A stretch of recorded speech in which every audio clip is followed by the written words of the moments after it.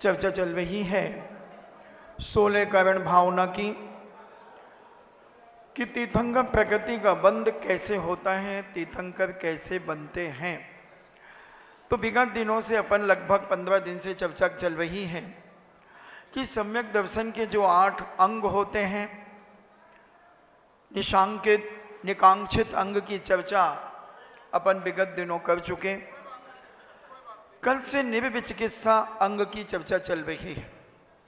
विचिकित्सा का अर्थ होता है गिलानी करना, घृणा करना, नफरत करना, उपेक्षा करना, जलील करना, नीचा दिखाना। अनेक अनेक प्रकार से हम एक दूसरे के प्रति इस प्रकार से भाव अपने जीवन में रखते हैं। तो जैनाचार्य कहते हैं, संत महंत भगवंत कहते हैं कि जो व्यक्ति अपने साधर्मी भाइयों से या अड़ोस पड़ोस के लोगों से या प्राणी मात्र से अगर घृणा करता है तो उसका सम्यक दर्शन अपाहिज होता है, विकलांग होता है, यानी लंगड़ा और लूला होता है। वही व्यक्ति मोक्ष मार्ग में विकल्प है, विकलांग है। मोक्ष मार्ग में चल तो रहा मगर विकलांग है, क्योंकि उसका सम्यक दर्शन पूर्णता 8 अंगों से युक्त नहीं है। अपन अभी तीसरे अंग की चर्चा सुन रहे हैं, निर्विचिकित्सा, यानी गिलानी नहीं करना। अब आप अपने आप को टटोलें कि हम किससे घृणा करते हैं, किसको देखकर कि हमें गिलानी आती है, किसकी हम उपेक्षा करते हैं, किसको हम नफरत करते हैं। ये सारी चीज़ें कहीं हमारे अंदर तो नहीं हैं, और अगर हैं तो हम बड़े बड़े दान पूजा कर लें तो हमारा सम्यक दर्शन अपाहिज होगा, हम मिथ्यात्व की ओर अग्रसर होंगे। जैनाचार्य कहते हैं कि सभी से प्रेम करो, सभी के प्रति वात्सल्य भाव रखो, अपनत्व भाव रखो। घृणा क्यों? घृणा पापी से की पाप से की जाती है, पापी से नहीं। मगर हम पापी से करते हैं, अगर पापी से घृणा करते हैं तो हमारा सम्यक दर्शन अपाहिज है। कल हमने 1 घंटे आपको विस्तार से बताने का प्रयास किया। आज हम एक उदाहरण के माध्यम से इस बात को बताना चाहेंगे। अंग देश में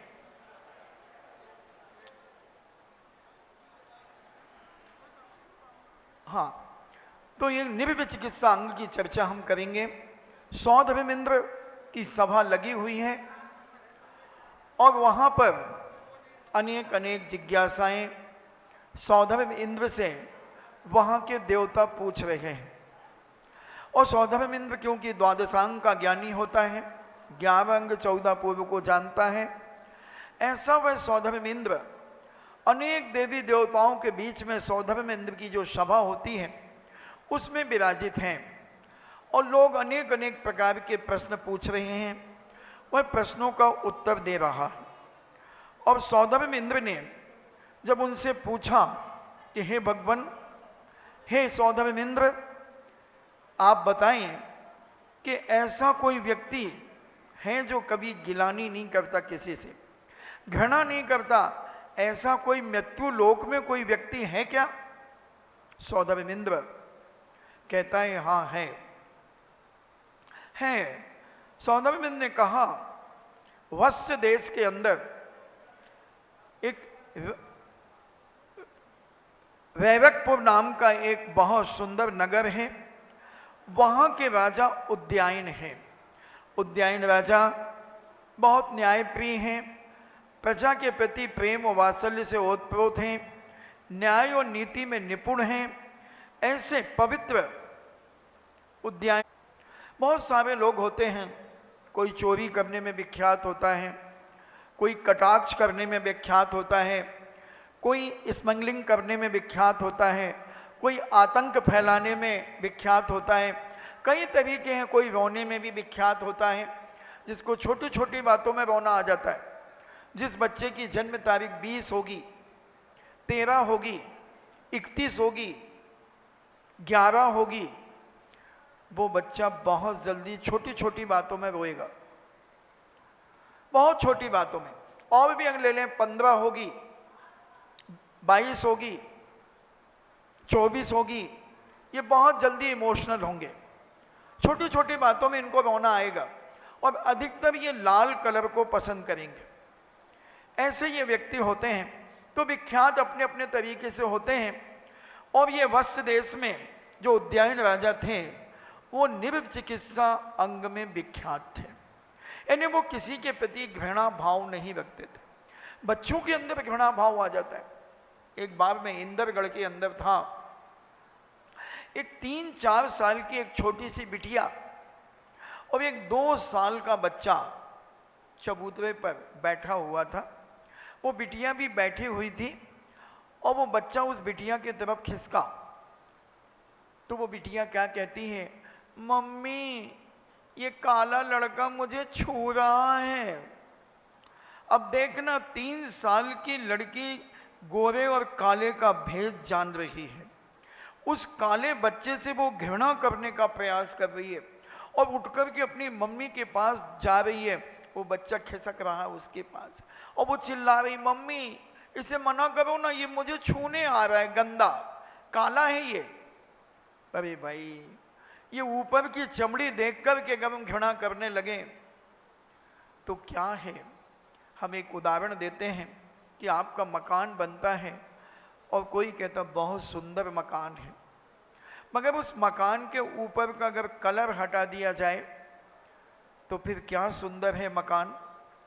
उसमें प्लास्टर तो सबके एक से हैं, ईंट लगी हुई है, मसाला लगा हुआ है, पुट्टी भर दी गई है, किसी ने स्प्रे पेंट करा लिया है और किसी ने डिस्टेम्पर करा लिया है, बस इतने ही तो अंतर है। मगर तुम कहते बहुत सुंदर मकान है। अगर उसका कलर हटा दिया जाए तो फिर जैसा पड़ोसी का मकान है वैसा ही आपका मकान हो जाएगा। इसी प्रकार जिसे आप अपने आप को सुंदर मान रहे हैं, हमारे शरीर के ऊपर, इस चमड़ी के ऊपर 7 झिल्लियां हैं चमड़ी की।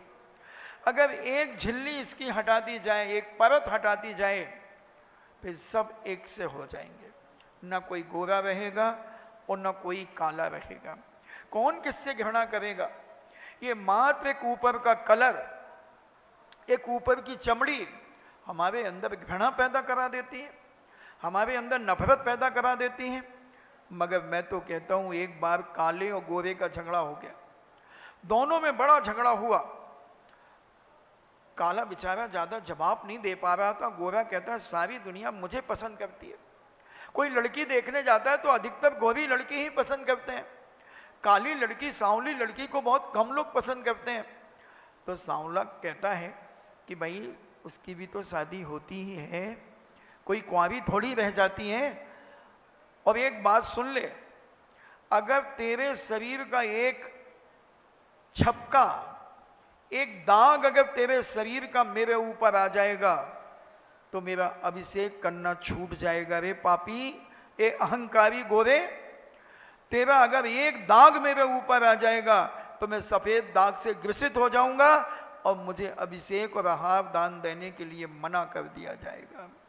और सुन, अगर मेरा एक काला दाग तेरे चेहरे पर आ जाएगा तो तेरे चेहरे की सुंदरता में 4 चांद लगा देगा और तू आनंद से भर जाएगा। इसलिए ज्यादा अहंकार मत कर, तू कोढ़ का प्रतीक है और मैं एक सामान्य व्यक्ति तो हूं मगर मैं गुणवान माना चाहूंगा। एक काला दाग तिल के रूप में आ जाए, एक लहसन के रूप में आ जाए तो तेरा पुण्य बढ़ा देगा और तुझे अनेक अनेक वस्तुओं को प्राप्त करा देगा। इसलिए आज से तू अपने गोरेपन का अहंकार मत करना और किसी सांवले से घृणा मत करना। दोनों में दोस्ती हो गई, दोनों में मित्रता हो गई। बस मैं यही कहना चाहूंगा कि किसी से घृणा मत करो, किसी के बाह्य रूप को देख करके घृणा मत करो। और वही उद्यायन राजा बहुत प्रसन्न मुद्रा में सदा रहता था, किसी भी व्यक्ति को दीनहीन देख करके उसकी सेवा के लिए तैयार हो जाता था। जब स्वर्गों में यह चर्चा चली तो एक बसव नाम का एक देवता कहता है कि इंद्र से कि मैं उनकी परीक्षा करने जा रहा हूं। देवता बहुत जल्दी परीक्षा करता है, बहुत जल्दी, उसे विश्वास कम होता है, और वो सौधर्मेंद्र की आज्ञा लेकर के वह बसो नाम का देव मुनि बन गया। क्योंकि देवता जो रूप चाहे वो बना सकता है। देवता मुनि भी बन सकता है, एलक छुल्लक बन सकता है, कैमरा बन सकता है, कुछ भी कथक बन सकता, जो चाहे वो बन सकता है। और वह मुनि के भेष में मुनि का रूप बना करके और पूरे शरीर में कोड़ी कुष्ठी की दशा बना ली। पूरे शरीर से खून बह रहा है, पीप बह रही है और बड़ा घिनौना शरीर लग रहा है। और वह वत्स देश के रौरक नाम के नगर में पुर में पहुंचता है। सारे नगर के वासी देखते हैं, अरे ये कौन है, ऐसा गंदा साधु, इसे नहीं आना चाहिए हमारे नगर में। और गिलानी से भर गए लोग, अब शब्द का प्रयोग करने लगे और वो धीरे धीरे नगर में प्रवेश करते चले गए। और जैसे ही राजा को और रानी को पता चला, उन्होंने कहा कि देखो आहार जरिया का समय है और नगर में मुनिराज पधारे हैं। वो सारे के सारे नवदा भक्ति करने के लिए पूरा परिवार महाराज के लिए आ गया। सब पड़गाहन करने के लिए राजा और रानी, उनकी राजकुमारी, राजकुमार, सारे के सारे लोग आगवानी के लिए आगे के साथ पड़गाहन करने के लिए खड़े हो गए। मगर लोग नाक बंद कर रहे थे देखने वाले, और राजा से कहते, राजन इन्हें भगाओ, जंगल में भेज दो, हमारे राज्य में महामारी फैल जाएगी, बीमारियां फैल जाएंगी, ऐसे गंदे साधु को नगर में आना ही नहीं चाहिए। मगर राजा एक आंख दिखाता है और इशारा करता है, चुप, ये मेरे गुरु हैं, ये मेरे आदर्श हैं, ये मोक्ष मार्ग के नेता हैं, इनको मैं कैसे निकाल सकता हूं। और उनका पड़गाहन हो गया, पड़गाहन हो गया, नवदा भक्ति की गई, पूजन किया गया, पूजन किया, भोजन की थाली दिखाई गई, थाली देखी और आहार शुरू हो गया। आहार करने लगे और राजा उद्यान आहार चर्या करा रहे, नवदा भक्ति से करा रहे, एक एक वस्तु को सोच सोच करके दे रहे हैं। और वो भोजन करते चले गए, आहार करते चले गए, आहार करते चले गए। और उसके बाद उन्होंने वमन कर दिया, उल्टी कर दी, और इतनी गंदी उल्टी कर दी, इतनी गंदी, इतनी गंदी कि यहां उल्टी की जाए तो वहां रोड पर उसकी बदबू आ रही है।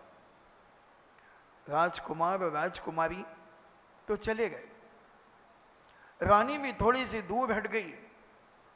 मगर राजा विचार करता है कि हे भगवान, मैंने क्या दे दिया। ऐसे पूज्य मुनिराज बीमार तो थे ही, और मेरे हाथों से ऐसा क्या आहार में चला गया कि जिसके कारण उन्हें उल्टी हो गई, और ऐसी बदबू मार रही है वो उल्टी। राजकुमार कहता है, पिताजी आ जाइए, आप बीमार हो जाएंगे, आ जाइए, दूर हट जाइए, मैं जमादार को बुलाता हूं, वो सफाई करेगा। उन्होंने दस्त भी कर दिए, और दस्त भी इतना गंदा, इतना गंदा, पोटी पोटी, वो बच्ची पूछ रही दस्त किसे कहते, पोटी हो गई। और इतनी बदबू, इतनी बदबू, वमन उल्टी से भी भयंकर, दुर्गंध से युक्त। पूरा राजमहल के कर्मचारी राजमहल से निकल करके बाहर चले गए, सब अपने अपने स्टॉप छोड़ छोड़ करके बाहर चले गए। मगर राजा खड़ा है, देख रहा, विचार कर रहा कि हे भगवान, मेरा कैसे पाप का उदय। बड़ी मुश्किल में तो दिगंबर मुद्रा त्यागी व्यति साधु संत मिलते हैं आहार दान के लिए, और मुझ पापी ने ऐसा क्या दे दिया कि महाराज को इतनी वेदना हो रही है, इतनी तकलीफ हो रही है, और अपनी निंदा गढ़ा कर रहा है, अपने आप को धिक्कार रहा है। और हम क्या कर रहे हैं? अगर हमारी सासू जी थोड़ी सी बीमार हो जाएं और कपड़े थोड़े से खराब कर दें, हम कितना बड़बड़ाते हैं। अरे आपको कहना तो चाहिए ना, कपड़े खराब कर दिए, पूरे बिस्तर खराब कर दिए। बेटा क्या कर सकते हो, मेरी हिम्मत नहीं है। अभी तो कह तो देना चाहिए ना, मैं रामू को भेज देती, रामू पकड़ करके आपको लेटरिन बाथरूम करा देता। अब ये कौन साफ करेगा? कितनी घृणा जिसने तुम्हारे पति को जन्म दिया है, उसके प्रति इतनी नफरत, जिसने सब कुछ अपना दे दिया है तुम्हें, धन दौलत वैभव दुकान मकान सब कुछ, तुम्हारे पति को पढ़ा लिखा करके जिसने योग्य बना दिया है, उसकी हम इतनी भी बैया बत्ती नहीं कर सकते, इतनी भी सेवा नहीं कर सकते? केवल हम बाहें में अपने आप को दिखावा चाहते हैं कि हम बहुत अच्छे लोग हैं, हम ऊंचे लोग हैं, ऊंचे लोगों की ऊंची पसंद। मगर थोड़ा सा गरेबान झांक करके देखो कि तुम कितने गिरे हुए हो। तुम अपने सगे माता पिता के लिए नौकर और नौकरानी लगा देते हो। वो थोड़े से बीमार हो जाएं तो एक आया बुला करके लगा देते हो, वो उनको पकड़ करके यहाँ वहाँ ले जाती हैं। इसलिए उन्होंने तुम्हें पैदा किया था। काश उसे मालूम होता कि मेरे बुढ़ापे पर, मेरी बीमारी पर मेरे बेटे, मेरी बेटी, मेरी बहुएं मुझे नौकरों के अधीनस्थ कर देंगी, तो हो सकता है तुम्हें जन्म देकर वो फेंक देती कहीं पर। अगर उसे भी तुम्हें घृणा हो जाती, एक माँ से पूछो कि एक बच्चे को जन्म देने में कितनी वेदना होती है, कितनी तकलीफ होती है, कितना सहन करती है एक माँ। हर व्यक्ति माँ की वेदना को नहीं जान सकता। और जब माँ के साथ माँ का बेटा उपेक्षा करता है, उसकी बहू उपेक्षा करती है बंधुओं, तब उस माँ के अंदर की वेदना दुनिया की कोई ताकत नहीं जान सकती। केवल वो माँ जानती है या फिर केवली भगवान जानते हैं। कितना उपेक्षित करते हैं हम, कितना जलील कर देते हैं, यहाँ तक कि हम उनके खाने के लाले भी पड़ जाते हैं। ऐसे भी परिवार मिलेंगे कि जिनके माता पिता यानी सास ससुर आज यहाँ वहाँ अनाथालयों में जाकर के पड़े, वृद्धाश्रम में वो जीवन जी रहे हैं, और बेटा करोड़पति अरबपति है। ऐसी भी घटनाएं हैं मेरे पास। एक माँ सवाई माधोपुर में आई, 9 बेटे बेटियां हैं उनके, 9, और वो भटकती फिरती है, भटकती फिरती है बंधुओं। सोचो सब अच्छी अच्छी नौकरी पर हैं, कम से कम 9 लोगों का पैसा इकट्ठा किया जाए उनके बिजनेस और नौकरियों का, तो 10 लाख रुपए महीने कम से कम होता है। मगर ना बेटी मां को रख रही है और ना बेटे मां को रख रहे हैं। विचार करना, बुजुर्ग का जीवन कैसे निकाला जाए, कैसे बुजुर्ग अपना जीवन निकाले। क्या इसलिए बच्चों को जन्म दिया था? इसीलिए उन्होंने पढ़ाया लिखाया था कि तुम पढ़ लिख करके हमारी उपेक्षा कर देना, हमारी बातों को निग्लेक्ट कर देना? थोड़ा सा विचार करो बंधुओं, वो भी एक इंसान है, वो भी चाहते हैं अपने जीवन में कि मुझे भी कुछ सुख मिले। बच्चों को इसलिए तो जन्म देता है माता पिता, इसलिए तो उन्हें पढ़ा लिखा करके बड़ा करता है कि बेटा बुढ़ापे में काम आएगा, बेटी काम आएगी। मगर जब बेटी और बेटा दोनों उपेक्षा कर रहे हैं, तो मैंने बेटा और बेटी नहीं कहूंगा, इनको तो लड़का और लड़की कहूंगा। लड़का कौन है? जो माता पिता से लड़ता है उसका नाम लड़का है। और लड़की कौन है? लड़ यानी लड़ाई, और की लड़ाई की चाबी, जो लड़ाई की चाबी है वो लड़की है, और जो माता पिता से लड़ता है वो लड़का है। कितनी घृणा से भर गए हमने डाल दिया अनाथ आश्रम में, अनाथालय में। कौन खिला रहा है, कौन पिला रहा है? जिसने कभी बिना मंदिर के भोजन नहीं किया, वो माँ आज बिना मंदिर के खा रही है। जिसने कभी बाहर का पानी नहीं पिया, बाहर का एक दाना नहीं खाया, जो अपना जीवन एक संयमित जीवन जीती थी, शुद्ध सात्विक भोजन करती थी, आज वो माँ किसके हाथ का भोजन कर रही है? कौन खिला रहा है, कौन बना रहा है? शराबी भी हो सकता, अशुद्धि में भी कोई महिला बना सकती है, और उसके हाथ का वो खा रही है। और उसके बेटे ऐश कर रहे हैं, ये माता पिता का अपमान नहीं है और क्या है? क्या है बंदो सेवा, क्या है? थोड़ा सा विचार करें, समझने का प्रयास करें। एक नित्यांगना अपने कोठे के ऊपर खड़ी थी और उसके कोठे पर बड़े बड़े रईस, सेठ, साहूकार आया करते थे। सोने का उसका वह कमरा था जहां वह नृत्य करती थी, पूरा सोने से मड़ा हुआ कमरा था। एक दिन वह अपनी बालकनी में खड़ी होकर के नजारा देख रही थी। एक युवा वहां रोड पर जा रहा था, उसने उस युवा को बुलाया। युवा ने सोचा क्या पता कोई काम होगा। युवा उसकी कोठी के नीचे आया, उसने ऊपर से फिर कहा ऊपर आओ। उसने कहा अभी नहीं, अभी नहीं। वो नीचे आई, उसने अपना रूप लावण्य दिखाने का प्रयास किया, मगर युवा ने दृष्टि को नीचे कर लिया और कहा, उसने फिर कहा कि आओ ऊपर चलो। उसने कहा अभी नहीं, वक्त पर आऊंगा, वक्त पर आऊंगा। वह नित्यांगना चली गई, बहुत मायूस हो गई और धिक्कारती है अपने आप को कि बड़े बड़े सेठ, साहूकार, बड़े बड़े राजकुमार मुझसे इतने आकर्षित हैं, मगर एक युवा एक ऐसा है जो मुझसे प्रभावित नहीं हुआ और मुझसे कहता है मैं वक्त पर आऊंगा, वक्त पर आऊंगा।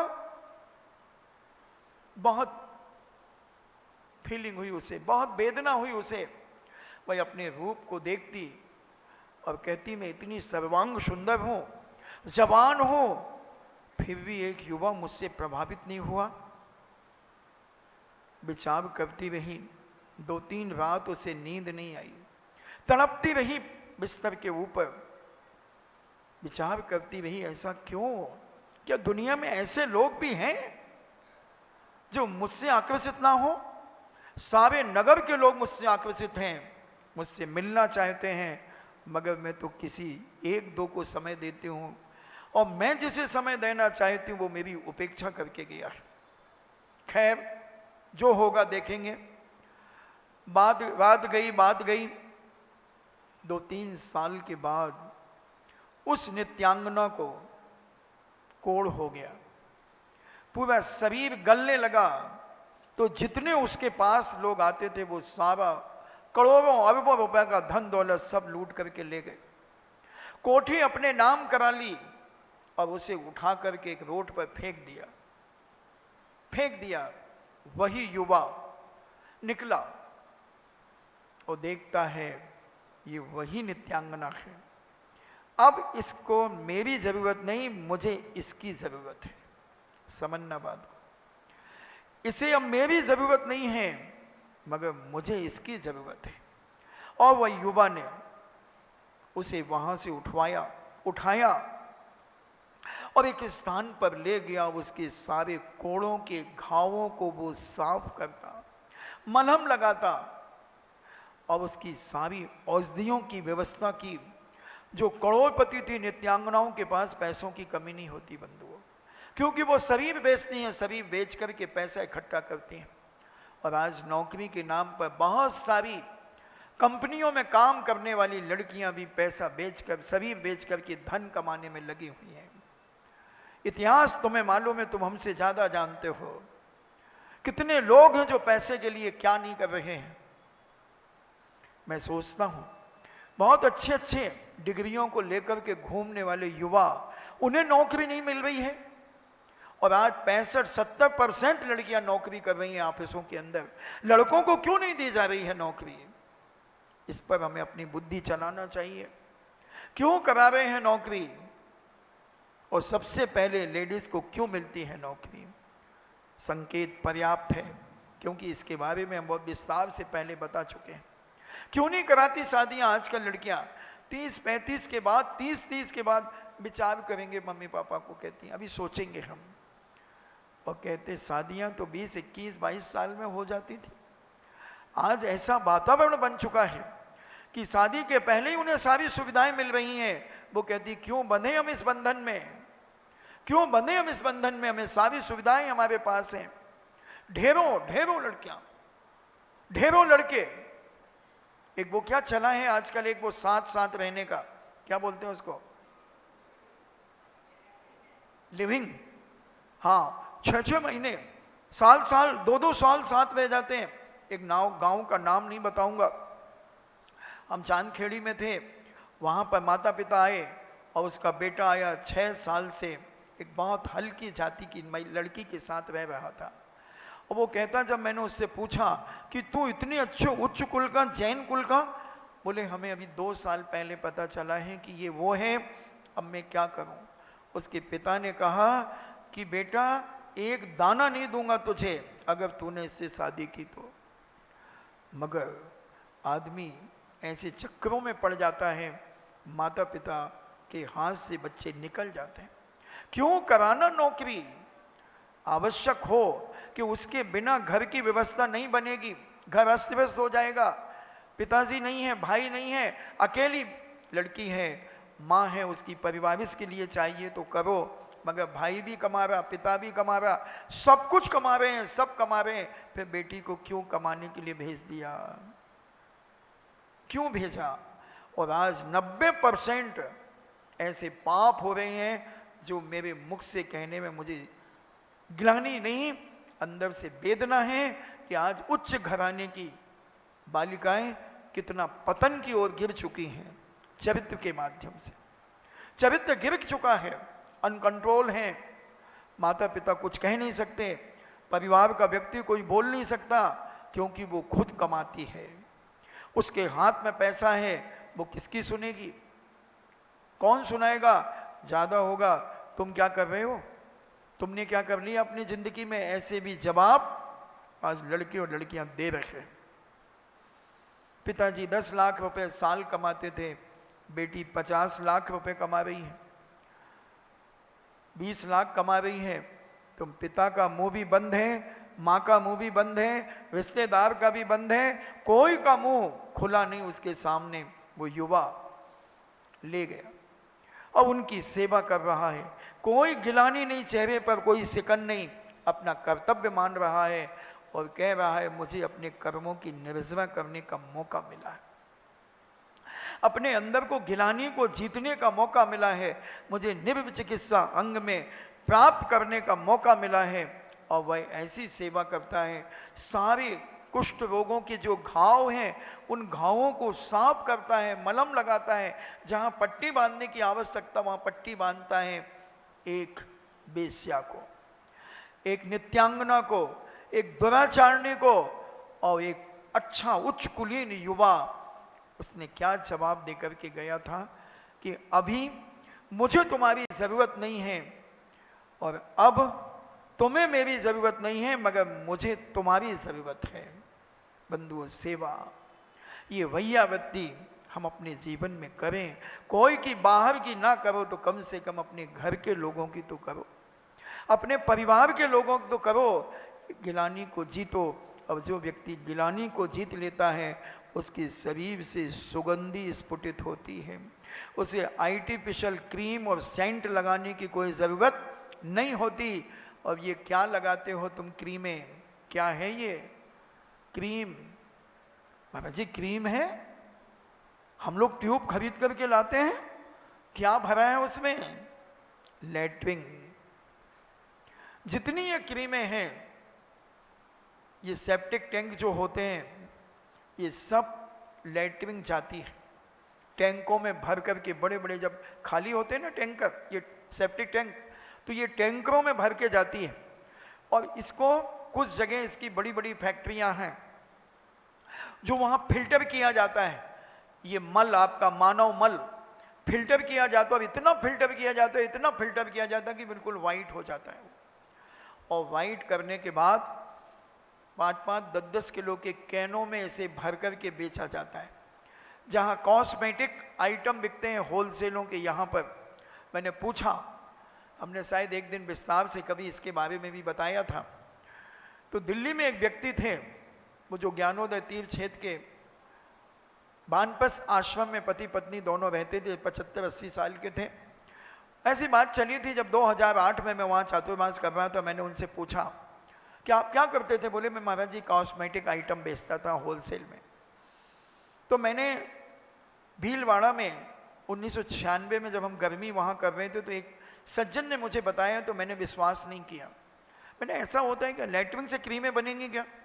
क्या बात करते हो? बोले महाराज मानो नहीं मानो, आज नहीं मानो 10 साल बाद मानोगे आप। मैंने उनको निग्लेक्ट कर दिया, मगर नारेली के अंदर जब मुझे वो दादाजी ने बताया, बोले महाराज जी मेरा कॉस्मेटिक का होलसेल काम है। तो कॉस्मेटिक किसे कहते? मैंने उनसे पूछा तो बोले महाराज जी जो जानवरों को मार करके उनके शरीर के अंश निकाल करके जो लिपस्टिक में और भी बहुत सारी चीज़ों में मिलाए जाते हैं उसको अंग्रेजी में कॉस्मेटिक कहते हैं। और हमने कहा फिर ये क्रीम वगैरह? तो बोले ये लेटरिन, मानव लेटरिन को इकट्ठा करके फिल्टर होती है और एक कैन के कैन हमारे पास से लोग ले जाते हैं, फिर अपने अपने फ्लेवर उसमें डालते हैं। जो भी खुशबू उन्हें देना है वो अपने फ्लेवर डाल करके और क्रीम में और कुछ पाउडर आदि मिला करके अब वो क्रीम तैयार करते हैं। तो जब बोले मेरे को मस्तिष्क मेरा पक गया इन सब चीज़ों से, तो मैं ये सब छोड़ करके आ गया और वानप्रस्थ आश्रम में रहता हूँ। तो मैं कहना चाहता हूँ कि तुम कैसे उस ट्यूब में से लेटरिन निकाल कर और कैसे चेहरे में लगाते हो, थोड़ा सा विचार करना और हाथ लेकर के यूं मल लेते हो। ओरिजिनल बनो ना, ये आर्टिफिशियल क्यों सजते हो? अपने चरित्र को इतना पवित्र रखो और अपने आप को सेवा में इतना आगे कर दो कि तुम्हारे शरीर से दुर्गंध नहीं सुगंध आना शुरू हो जाए, सुगंध आना शुरू हो जाए। ऐसा कुछ जीवन में करो, ऐसे कुछ उपकार करो लोगों की, ऐसी कुछ सेवा करो, ऐसी भैयावती करो। ऐसे अपने परिवार से शुरू करो, अपने दादा दादी से शुरू करो, अपने सासू से अपने ससुर से शुरू करें और अपने बच्चों से माता पिता से शुरू करें। और ये सेवा एक दिन जब तुम करते चले जाओगे तुम्हारे अंदर एक अलौकिक शक्ति होगी। और वह उद्यायन राजा मुनिराज का शरीर साफ करता है और शरीर साफ करते करते मुनिराज उद्यायन राजा झुका हुआ था और उस साधु ने पुनः राजा के ऊपर उल्टी कर दी। रानी पानी लेकर के आई थी, रानी के ऊपर भी कर दी, मगर घृणा नहीं हुई, नफरत नहीं हुई। और विचार रानी भी करने लगी कि हे भगवान कैसे पाप का उदय इनका, कि जितना खाया नहीं उससे ज्यादा इन्होंने बमन कर दिया, उल्टी कर दी। और घृणा से नहीं भरे अपने आप को दोष देते चले गए और मुनि का प्रक्षालन किया गया। अंत में देव ने अपनी माया को समेटा और कहा कि राजन आपकी जय हो। मैं कोई मुनि नहीं था। जब सौंदर्य इंद्र के यहाँ पर आपकी चर्चा चल रही थी कि निर्विचिकित्सा अंग में अगर कोई मृत्यु लोक में ने मध्य लोक में कोई है, तो सौंदर्य इंद्र ने आपका नाम बताया। तो मैंने सोचा कि आपकी एक बार परीक्षा ली जाए और आप परीक्षा में पास हो गए और आपके जीवन को धन्य है कि इतना घृणा से युक्त मैंने गंदगी छोड़ी, इतनी गंदगी छोड़ी, मगर आपके चेहरे पर सिकन नहीं आई, आपकी नाक ने बंद नहीं हुई, आपके ललाट पर कोई प्रभाव नहीं पड़ा। धन्य है राजन। और इतनी प्रशंसा करके वह उद्यायन राजा के पास से चला गया और राजा उद्यायन ने विचार किया कि हे भगवान मुझे ऐसी शक्ति मिले कि मैं एक बार साक्षात मुनि बनकर के अपने जीवन का कल्याण करूं। ऐसी भावना भाकर उन्होंने अपने बेटे आदि को राजकुमार को राज्य देकर और दिगंबरी दीक्षा वर्धमान स्वामी ने भगवान महावीर स्वामी के समोसरण में जाकर उनके पादधूल में जाकर के उन्होंने मुनि के व्रत धारण कर लिए और तपस्या आदि करते हुए वह मोक्ष को प्राप्त हो गए। और रानी ने भी आविका के व्रत धारण किए और वह ब्रह्म स्वर्ग में जाकर रानी ने भी अपने अंत्य समय संलेखना पूर्वक समापन किया और ब्रह्म स्वर्ग में जाकर के जन्म लिया। हम विचार करें बंधुओं, हम अपने सगे माता पिता को किस प्रकार से उपेक्षित करते हैं, नौकरों के अधीनस्थ कर देते हैं। नौकर कौन है? क्या करता है, ट्राई साइकिल में नौकर ले जा रहा है, मंदिर नौकर ला रहा है, और हम घर में सो रहे हैं, हम घर में टीवियां देख रहे हैं, मोबाइल चला रहे हैं, और हमारी सासू जी पलंग पर बेचारी तड़प रही है। दवाई का समय हो गया है, कोई दवाई देने वाला भी नहीं है, और आवाज़ लगाने की हिम्मत नहीं है उनकी आवाज़ में, और वो कुछ जानती नहीं समझती नहीं बेचारी, क्या करे। दवाई का समय निकल गया, अंदर से दुखी हो रही है कि देखो मैंने 4 बच्चों को जन्म दिया, मगर कोई मुझे समय पर दवाई भी नहीं दे पा रहा है। कैसी वेदना होती होगी बंधुओं, कल्पना करो, अगर काश हमारे साथ ये घटना हमारे बेटे और बहू करेंगे तो हमें कैसा लगेगा, कैसा लगेगा। एक बहुत गरीब व्यक्ति था, छोटी सी खेती थी, उसका एक बेटा था। उस बेटे की माँ लोगों के यहाँ के बर्तन मांज करके पैसा इकट्ठा करती थी, अपने बेटे को पढ़ाती थी। बेटे की बहुत तमन्ना थी कि मैं कलेक्टर बनूं, बहुत पैसा लगता है कलेक्टर पढ़ाने में, कलेक्टर की कोर्स कराने में। तो माँ बर्तन मांजती, चक्की पीसती, झाड़ू पोंछा करती, और अपने बेटे के लिए पैसा भेजती पढ़ने के लिए। बेटा पढ़ लिख गया, बहुत अच्छा कलेक्टर बन गया। अब उसने वहीं शादी भी कर ली किसी से, माता पिता को पता ही नहीं कि मेरे बेटे ने शादी कर ली, बस इतना सुन लिया कि मेरा बेटा कलेक्टर बन चुका है। एक दिन पिता ने सोचा कि चलते हैं, कई सालों के बाद तो पता चला कि किस नगर में है, सोचा कि चलते हैं। और पिता और माँ दोनों उस कलेक्टर से मिलने, यानी अपने बेटे से मिलने गई। चौकीदार बैठा था कलेक्टर के बंगले पर, गेट कीपर जिसे आप कहते हैं। उनको पता चला कि यही है, उनने पूछा ऑटो रिक्शे से कि मुझे कलेक्टर के बंगले पर जाना है। फेमस होते हैं जिले में कलेक्टर के बंगले। छोड़ दिया उसने, वो जाने लगा तो उन्होंने रोक दिया चौकीदार ने। उनने कहा अरे वो मेरा बेटा है। हुलिया देखी तो घुटने तक धोती और एक बंडी, और सिर के ऊपर एक साफा बंधा हुआ है, और माँ भी बेचारी साधारण कपड़ों में, टायर की चप्पल पहने हुए। चौकीदार ने रोक दिया, बोले मैं सबसे पूछ के आता हूं। कलेक्टर साहब, उनकी धर्मपत्नी और उनके बच्चे, 2 बच्चे थे, बैठे हुए थे। बोले साहब एक दादा दादी आए हुए हैं और वो कह रहे हैं कि मेरा बेटा है कलेक्टर। क्या? पत्नी कहती कौन आया है? क्योंकि जिसकी लव मैरिज होती है तो उसका रौब अलग होता है उस महिला का। उसने कहा कौन आया है? अरे वो देखते हैं। और देखा, मन में तो आ गया कि मेरे पिताजी और माँ हैं। पत्नी भी पीछे से आ गई, कौन है ये? अब ये हमारे सर्वेंट हैं, हमारे घर में ये सर्वेंट थे, बुजुर्ग हैं, मुझे बचपन से ही बेटा आदि कहते थे, इसलिए कह रहे हैं कि ये मेरे बेटा है। अब वो इंग्लिश क्या जाने बेचारे, वो समझ गए सर्वेंट यानी कुछ अच्छा होगा। और उसने कहा आइए आइए, अरे सुनो, इनको वो पीछे वाला कमरा दे दो, ठीक है? हाँ, और भोजन की व्यवस्था कर देना, देखना बुजुर्ग हो गए हैं, और इनको बर्तन वर्तन में भोजन दिया करो। एक दिन जो 3-4 साल का पोता था उनका, दादाजी का, वो खेलते खेलते दादाजी के पास चला गया और पूछता है आप कौन हैं? आप कौन हैं? तो बेचारे वो कहते हैं हम तुम्हारे दादा दादी हैं। हाँ, आप हमारे दादा दादी हैं? अच्छा ठीक है। और वो बच्चा कुछ भी लाकर के, खाने की चीजें जो घर में बनती वो लाकर के दादा दादी को देता, बहुत प्यार करने लगा। एक दिन दादा दादी से मटका फूट गया, पानी का मटका रखा था वो फूट गया। अब पानी की बड़ी परेशानी हो गई, किससे कहें?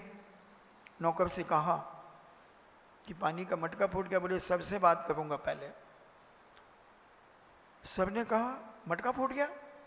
क्या यार, जाओ बर्तन ले आओ, मिट्टी के बर्तन ले आओ, मिट्टी के बर्तन में भोजन दिया करो इनको, साफ कौन करेगा? बच्चों ने देखा कि ये कह रहे हैं दादा दादी हैं और पापा के पिता हैं और माँ हैं, मदर फादर हैं, मगर ये उनकी इज्जत क्यों नहीं कर रहे हैं, उन्हें रिस्पेक्ट क्यों नहीं दे रहे हैं, बच्चे सोचते हैं। और जब मिट्टी के बर्तन लाए गए उनके लिए, मटका लाया गया, तो वो बच्चा बहुत समझदार था, 5 साल का बच्चा था। वो उस नौकर के साथ वो भी गया, बोले एक एक जोड़ी और ले लो, एक एक जोड़ी और लो। बोले क्यों? एक एक जोड़ी और लो। बोले क्यों? बोले मैं कह रहा हूं ना। नौकर ने ले लिया, 2 घड़े ले लिए, सब चीजें 2-2 ले ली, और एक तो दादा दादी के पास एक साइड रख दिया और एक कहा इसको कमरे में रखो मम्मी पापा के। मम्मी पापा ने पूछा बेटा ये क्यों लाए हो? बोले मम्मी पापा जब आप लोग बूढ़े हो जाओगे तो आपको इसी कमरे में रखा जाएगा और ये बर्तन उस समय बहुत महंगे हो जाएंगे, इसलिए मैं आपका एक जोड़ी कपड़े और बर्तन लेकर के आया हूं। दोनों कलेक्टर और कलेक्टर देखते हैं एक दूसरे की तरफ कि ये छोकरे में इतनी सी बुद्धि, इतनी बुद्धि कहां से आ गई है? और बोले क्या पता, और जहां क्या पता वहीं पर सब लापता हो जाता है, कहीं ऐसा ना हो। तो कलेक्टर साहब ने नौकर से कहा कि उनको बुलाकर उनको नहला धुला करके नए कपड़े पहना करके लाओ और घर में लेकर के आओ। घंटे 2 घंटे में उन्हें नए कपड़े और आगे लाया और फिर कहा गया बेटा ये तुम्हारे दादाजी हैं, देखो दादाजी की सेवा कैसे की जाती है। और कलेक्टर साहब आइए पापा जी बैठो, पापा के पैर दबाने लगे, उनको तेल लगाया और उनके हाथ पैर दबाए। और कलेक्टरनी कहती हैं अच्छा सासू जी आप सब ठीक हैं? बोले हाँ बेटा सब ठीक है। लाइए आपके पैर दबा दूं, देखो बेटा अपने माता पिता की सेवा ऐसे की जाती है, ऐसे हाथ पैर दबाए जाते हैं, क्योंकि नानी जिंदा हो गई ना उनकी अब, कि अगर मैं बूढ़ी हो गई और ये बेटे इस प्रकार की हरकत देख रहे हैं तो ऐसी मुझसे भी घृणा करेंगे, मुझसे ही नफरत करेंगे, इसलिए क्यों ना इनको ये सिखाया जाए। क्योंकि अपनी भलाई के लिए हमने अपने माता पिता की इज्जत करना शुरू कर दिया कि हमें वो पनिशमेंट न मिल जाए।